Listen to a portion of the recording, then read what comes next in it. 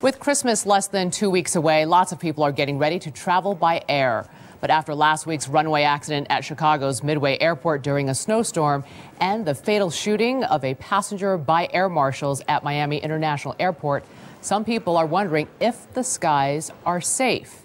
Attorney Mary Schiavo is a former inspector general for the U.S. Department of Transportation. Good morning, Mary.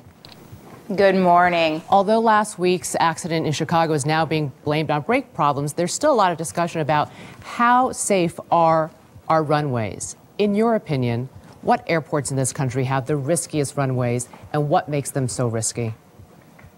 Well, airports that are in very crowded areas with lots of air traffic and airports that have runways that are short, usually they're older inner city airports built right in the city.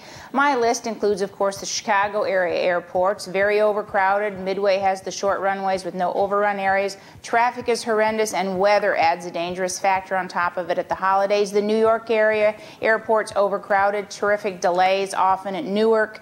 JFK does have the arrestor pads at the end of the runway to prevent a tragic accident like Chicago. Atlanta and Dallas both have had accidents at their airports in the past, but in high peak seasons they have delays, which causes additional problems for the travelers and much stress on folks like the poor air marshals.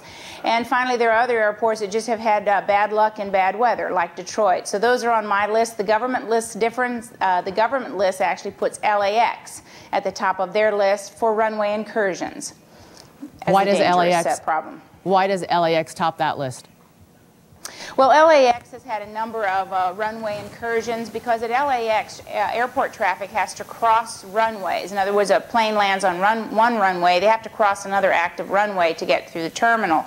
They obviously don't have the weather problems. What is the solution then?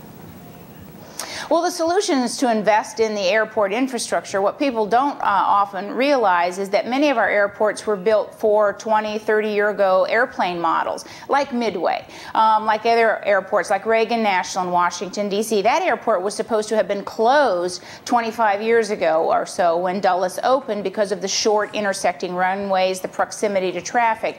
And what we need to do is invest in things like the arrestor pads or the crushable cement at the end of the runways. After several tragic accidents, they were deployed in the U.S., places where we had fatal accidents like JFK, Little Rock, Arkansas, Burbank, California, where Southwest crashed once before, runway extension. And the real solution is to invest in modern runways, modern airports with the facilities to handle the traffic. That will also take the pressure off the rest of the system, like jumpy air marshals, exhausted passengers, and missing your connection. We should mention that there is federal legislation right now calling for more of that crushable cement to be in place at all airports by the year 2015. In the meantime, is it safe to fly? Should we be scared in the final seconds? Well, statistically, it's the same as it's been for about 20 years. This past week, though, was a very terrible aberration, but we haven't had a major crash of a major carrier in about 4 years. Regionals and prop planes still continue to have problems. Go nonstop, get the biggest jet you can get, and you've improved your safety statistics by probably 50 to 100%. Mary Schiavo, thank you. Thank you.